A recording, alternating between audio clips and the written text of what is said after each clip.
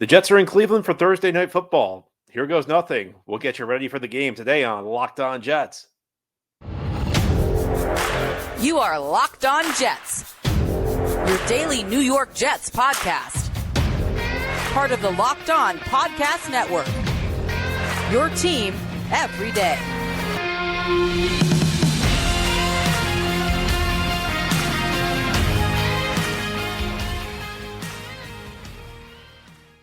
Welcome. This is the Locked On Jets podcast, part of the Locked On Podcast Network, your team every day. It's Thursday, December 28th, 2023, and I'm your host, John B. from GanggreenNation.com. Thank you so much for making the show your first listen or first watch every day. Subscribe to the show for free on YouTube or wherever you get your podcasts so you'll get new episodes as soon as they're posted. If you enjoy the show and are listening on a podcast source, give it a 5-star review. If you're watching on YouTube and enjoy the show, give this episode a big thumbs up. It helps us out and helps other Jets fans find the podcast. Today, our episode of Locked On Jets is brought to you by PrizePicks, the easiest and most exciting way to play daily fantasy sports.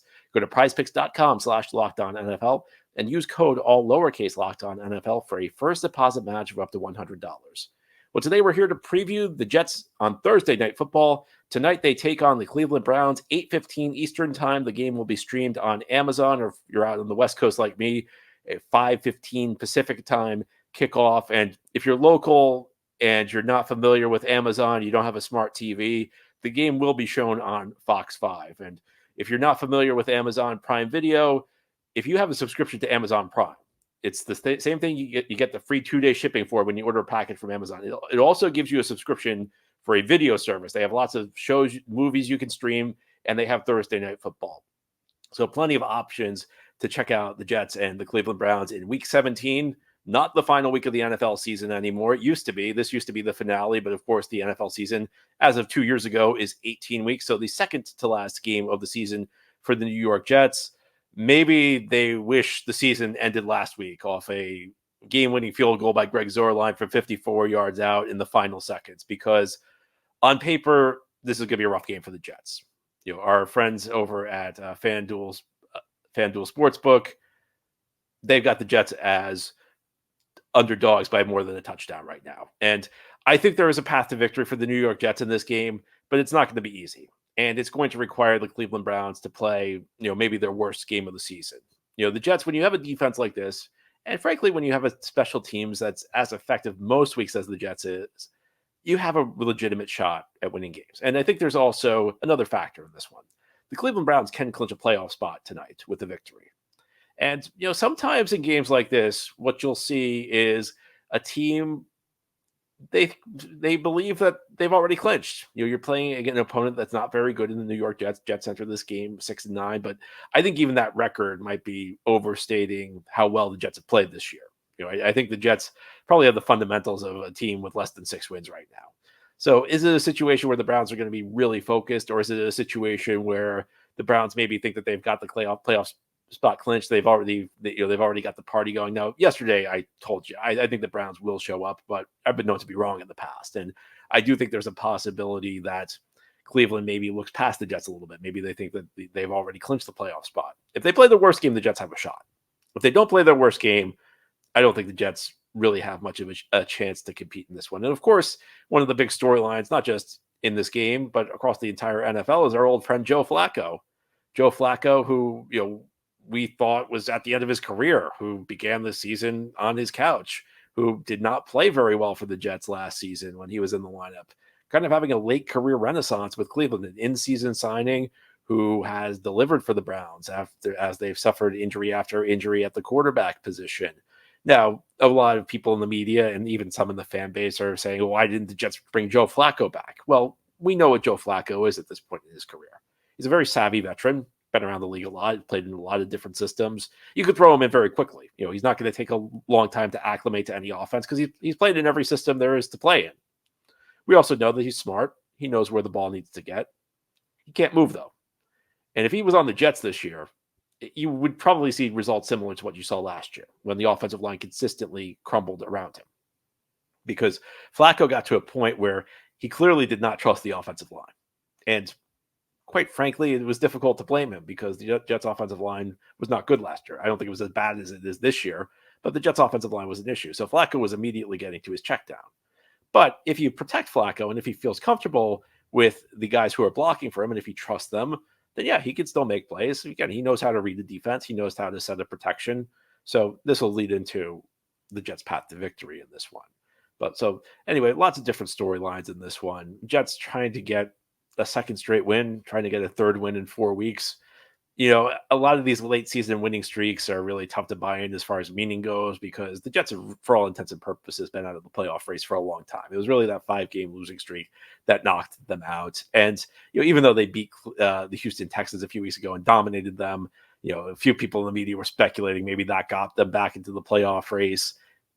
It really did not. I mean, I think we all knew that the Jets were long shots at that point. The Jets probably had less than a 1% chance of making the playoffs, even after that win over Houston. So the Jets are very much playing in the role of spoiler right now. The Jets are a team that's, they don't have a whole lot to play for. And at this time of year, the debate is always, do you root for wins or do you root for losses? Do you root for the tank because you get a better draft position? Do you root for wins to build culture? And in reality, it doesn't make a big difference. The difference between having, I don't know, the 9th pick and the 12th pick, or the 9th pick and the 6th pick in a typical draft, not that big of a difference. There are lots of great players available no matter where you pick in the first round. Yes, it's better to have a higher pick, but the difference is far more marginal than a lot of people would like to admit. On the other hand, you got a Jets team right now, especially on the offensive side of the ball, where most of the guys who are playing tonight are not going to be guys who are part of this team for the long run. Now, on the defense, it's a little bit different, but I'm always a little skeptical of the idea that you win games and it helps build your culture this time of year, because at the end of the day, it's a losing season. It's a disappointing year. And yeah, occasionally there's a team that rides a hot streak from one season into the next season, but you have to remember there's a very long layoff between next week and the start of the 2024 season. Jets play their finale next week in Foxborough against the New England Patriots. After that game, they won't play a real game until September. So how much momentum can you really build? How much does a win in January really mean when you get to December? Probably not that much. So Jets, trying to play spoiler. I think, if you're on an NFL field, you're trying to win games. These players, as I always say, late in the season, the games may not count for much. This is their video resume. Your resume is put on the film. So the players will play hard. I don't have any question of that. But how much does this game really mean for the Jets? I think sometimes we try and find more meaning in these games than there really is. Is it culture? Is it draft picks? It's really neither. If we're going to be honest, I don't think this game really has a ton of significance for the Jets. It has a lot more significance for the Cleveland Browns, who have a chance to clinch their second playoff spot in the last 4 years. The Browns, who have been a downtrodden franchise every bit as much as the Jets over the last couple decades, have a chance to make the playoffs. If anything, maybe this game gives me a little bit of hope, because Cleveland Browns owner, when he first bought the team, was not a very smart owner. And he's eventually gotten a little bit better. I don't think Jimmy Haslam's a great owner, but he's at least gotten a little bit better. He's at least not standing between his team and having some degree of success. Maybe Woody Johnson looks over and sees something over there. I guess we can hope. But Jets take on the Browns tonight, 8:15 Eastern Time, Amazon Prime, Fox 5 locally in New York. And ahead here on the Locked On Jets podcast, I'm going to lay out the Jets' path to victory. I think it's got to be an ugly game for this team. Most of their wins this year have been kind of ugly. They've kind of been sloppy affairs. And I think if the Jets are going to get win number 7 this year, this one will be no different. And I'll go into more detail as we continue on this Thursday edition of Locked On Jets. This episode of Locked On Jets is brought to you by FanDuel Sportsbook. As the weather gets colder, the NFL offers stay hot on FanDuel. Right now, new customers can get $150 in bonus bets with any winning $5 moneyline bet. Again, that's $150 if your team wins. And the Jets will not need to win this game outright for you to win against the spread. The Jets are 7.5-point underdogs, according to FanDuel. The over-under for this game is 34.5. I frequently encourage people, if they're going to bet on a Jets game, bet the under. But I've been wrong to it the last 3 weeks, so maybe it's the over. I don't think so this week. I think I'd still go with the under. But no matter how you bet, if you've been thinking about joining FanDuel, there's no better time to get in on the action. The app is very easy to use, and there's a wide range of betting options, including spreads. There's also player props, there's over-unders, and there's more. So visit FanDuel.com/lockedon and kick off the NFL season. FanDuel, official partner of the National Football League. Thank you so much for making Locked On Jets your first listen or first watch every day. And a big shout out to you everydayers. This is a daily podcast covering the New York Jets. We have new episodes each day through the week, Monday through Friday. And then we have some bonus episodes as news breaks. Sometimes we'll have a bonus episode after a game. Can't tell you how much I appreciate your support. I can't tell you how much I appreciate you listening or watching to the show in what's been a very difficult season for New York Jets fans. And that season continues tonight as the Jets play the Cleveland Browns. 8:15 Eastern time is the scheduled kickoff in Cleveland. Jets, again, 7.5-point underdogs. Nobody's expecting them to win this game. I'm not expecting them to win this game, but I think you have a puncher's chance when you have a defense like this. And we've seen this because the Jets have beaten some very good teams this year. Jets beat Buffalo week 1. Jets beat Philadelphia right before their bye week. It's possible for the Jets to win games in a way that maybe wasn't possible a few years ago. I think back to the Adam Gase days where the Jets, especially that 2020 season, which was just a complete catastrophe for this team, you went into most games and you felt like, how is this team going to be able to function at all? How is this team going to be able to win a game? And the answer was, well, they really weren't. They went 2-14 that season. This year, the Jets have a defense that at least gives you a shot every week. The problem with the Jets is they need their defense to do everything. We've talked about this extensively. I'm going to keep talking about it extensively until it stops. The Jets, in most of their wins, it's been because the defense has done the job, and sometimes it's been because special teams has delivered. That Buffalo game, they held Josh Allen down. Philadelphia game, they held Jalen Hurts down. The Giants, they barely, they didn't allow a whole lot. Even last week against Washington, I mean, the biggest reason, you always think the games are decided in the fourth quarter. Jets were up 17-0 6 minutes into the game. I remember I said this after the Jets lost to Kansas City. Everybody's focused on a penalty on Sauce Gardner in the fourth quarter. The Jets lost that game because they were down 17-0 in the first quarter. Last week, the biggest reason the Jets won is they jumped out to a 17-0 lead 6 minutes into the game. And a lot of that was based on the defense. Tony Adams gets an early interception. Defense keeps stopping Washington. They keep flipping field position with a little help from special teams. Jermaine Johnson delivering a blocked punt. Most of the Jets scores last week came because they started on the plus side of the field. And they started on the plus side of the field because the defense was executing and the special teams was executing as well. That's the reason the Jets won. They got off to a great start and the defense carried the day. Defense has carried the day consistently through the season when the Jets have won. And the problem is that when you get as little from your offense as the New York Jets have gotten in 2023, there's a limit to how many games you can win. A couple of weeks ago when they beat the Houston Texans, it was probably the one time all season, the offense has actually delivered an excellent performance. And when you combine that with the defense playing its typical solid football, you're going to get a win. Unfortunately, we can't really count on the offense to deliver in a big way in this one.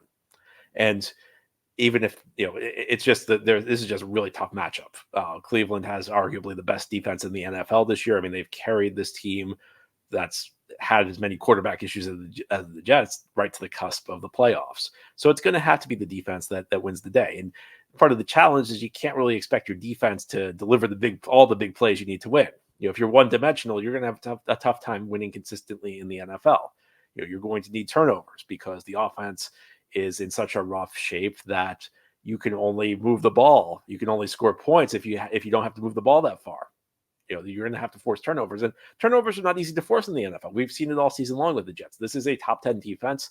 There's a case to be made that perhaps even a strong case that this is a top 5 defense, but it's one thing to execute.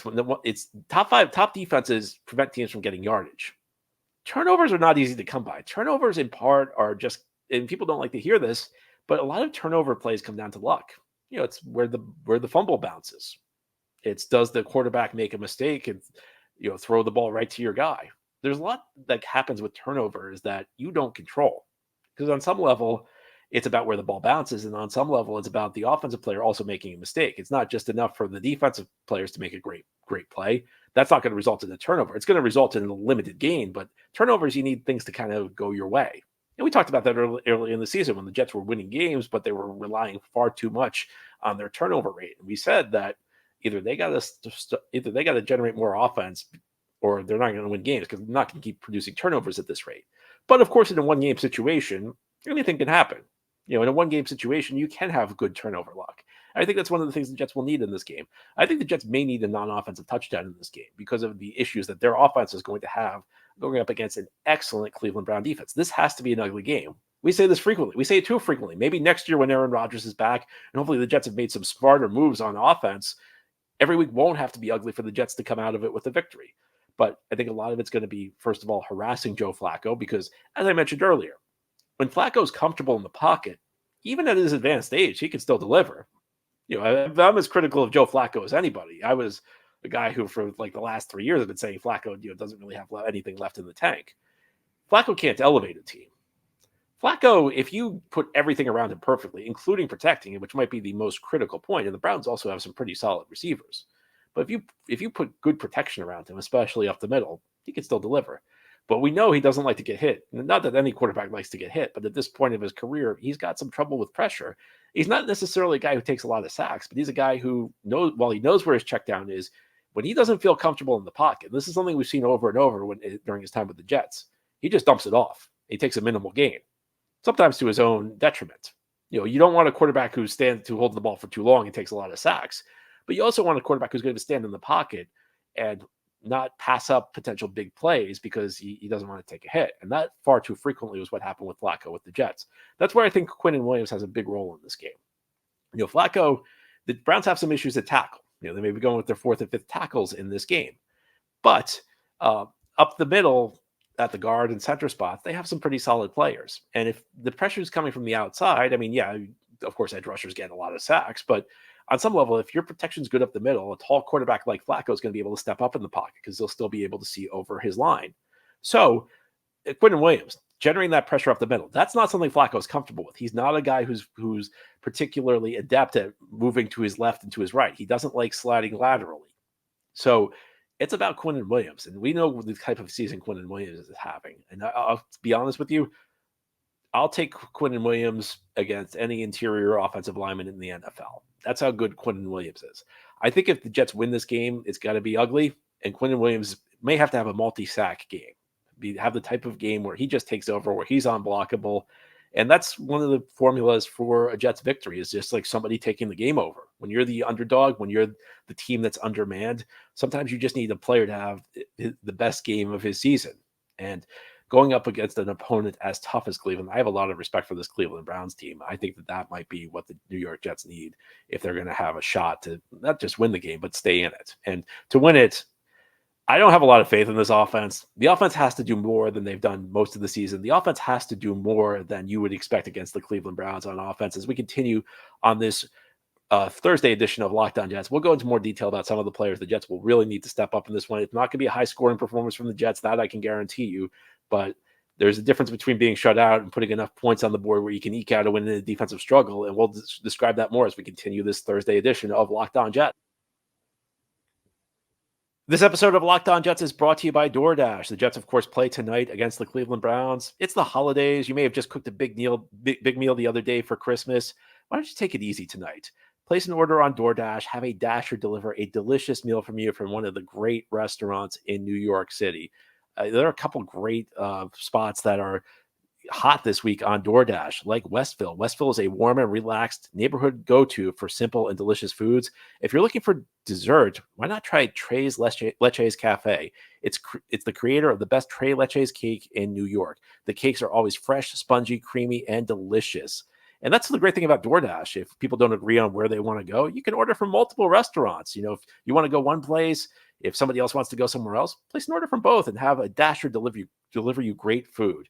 And now you can get up to 50% off, up to a $10 value when you spend $15 or more on your first order when you download the DoorDash app and enter code LOCKED23. Subject to change, terms apply. Again, that's 50% off, up to a $10 value when you spend $15 or more on your first order when you download the DoorDash app and enter code LOCKED23. It's one word with no space, LOCKED, number 2, number 3, subject to change, terms apply. This is the Locked On Jets podcast here on this Thursday. Jets and Browns, Thursday night football. Everybody's favorite. Everybody loves Thursday night football. A game with actually some meaning on Thursday night, at least this week, as the Cleveland Browns have an opportunity to clinch a playoff spot. The Jets have a chance to play spoiler. I don't know if you dislike the Cleveland Browns. Maybe you really want to see the Jets win and force them to hold off that celebration. I guess on some level, you never want to see a team celebrate against you. You never want to see a team clinch against you. So Jets playing for pride. We have to come up with the reasons to get fired up for this one. But ultimately, I think the question of this game is going to be, can the Jets offense function? And we've been talking about it all year. With this offensive line, it's just not easy. Jets offensive line's been a mess all season long. You could blame some of it on injuries, but you know what? At some point, you just need guys to execute better. The Jets are not the first team to be decimated by injuries on the offensive line. And there's a difference between saying I'm expecting it to be good and I'm expecting it to be this bad. There's no excuse for it being this bad. And the Jets are going up against a very fierce pass rush. Myles Garrett on one side going up against Carter Warren, presumably. Not a matchup that exactly favors the Jets. Zadarius Smith, an excellent pass rusher. It's going to be a long night for the Jets in the backfield. And Trevor Siemian in that game against Washington, he did not look like a guy who had any intention of pushing the ball down the field. There were lots of checkdowns. I mean, Breece Hall, I love Breece Hall. Don't get me wrong. I think Breece Hall is great. And look, with the lack of receiver talent the Jets have, you're going to have to check the ball down a lot more frequently than usual. But I don't think Breece Hall should receive that many targets. As many targets as he got against Washington. And to be honest with you, this is, I think, like the one of the few games where I actually think the typical Nathaniel Hackett game plan is the right one, because there's just no way the Jets are going to be able to protect Trevor Siemian consistently. I dislike the Salah mindset that we play low-scoring games. We hope the defense pulls it out in the end, because that's a recipe for disappointment in the NFL. I don't like the Hackett offense where you essentially eschew any chance of getting a big play. You run the ball a lot. You throw a lot of short passes. I don't like that, because when you're playing with an undermanned team, you're not going to have the players, you're not going to have the horses to execute successfully 8-play drives, because in a situation with the type of players the Jets have on offense, if they have like one negative play, it sets the entire thing back. Think about how many drives the Jets have had this year where you get a false start or a holding penalty and the drive's over, because they don't have the players who can overcome mistakes. And when you have an undermanned team, the perception is that you should be playing conservatively to avoid mistakes. But in many cases, doing that just makes life harder, because you're forcing players who aren't as good to execute at a higher level. It's tougher to put together an 8-play drive than it is to have a 2-play drive, if somebody breaks a 60-yard play. But I think in this game, because the Jets will have so many issues up front, and because I don't think they can move the ball effectively on this Cleveland team, they just really do need to avoid the catastrophic mistake. And I think if there's going to be a big play, it's going to have to be Breece Hall breaking a big one. We saw last Sunday against Washington what Breece Hall is capable of doing if you give him any space at all. There's a lot of criticism Breece has gotten lately from the fan base, because, you look at his stat line rushing the ball, it's not been effective it's not been that great over the last 2 months. And I understand it to an extent, but I mean, we keep talking about how the offensive line is destroying the team. We kept talking about how Zach Wilson, couldn't really have much of a shot with this offensive line. Same goes for Breece. I mean, I think if it's true for one, it's true for everybody. And when the Jets open holes for Breece Hall, he's a big play waiting to happen. So maybe, look, we know the Jets offensive line is going to lose more than they win in this one, but I think they really need Breece to break a big one or two. And I think, they also need to use the other guys who have speed on this team. Maybe a couple of outside runs for Izzy Abanikanda. I think that it was a plus last week when the Jets got rid of, took Dalvin Cook out of the rotation and gave those carries to Izzy Abanikanda. Dalvin Cook's broken no big runs this year. Abanikanda's got speed. I mean, is Izzy Abanikanda a player in this league? Is he a quality player? Is he part of a rotation going forward? That I don't know. That's up in the air. But what I can tell you is that he gives you more of a shot for a big play than Dalvin Cook right now. Dalvin Cook was a big play threat most of his career in Minnesota. I think those days are over. So get Izzy the ball. And I think the Jets should do a better job of getting Garrett Wilson the ball in space. He's not necessarily a home run hitter, but he's a guy who can help you move the chains and maybe flip field position. And in a game where the Jets really need things to be based on field position, that could be a big thing. That might be no small thing. I mean, look, it's tough. You're playing Xavier Gipson big snaps when Jason Brownlee's probably getting a lot of snaps. I mean, when you're putting a bunch of undrafted rookies out at wide receiver, your offense is going to be limited. When you're putting the guys on the offensive line the Jets are putting out there, it's going to be limited. This is not going to be a high-scoring game from the Jets standpoint. The question is whether they can score enough.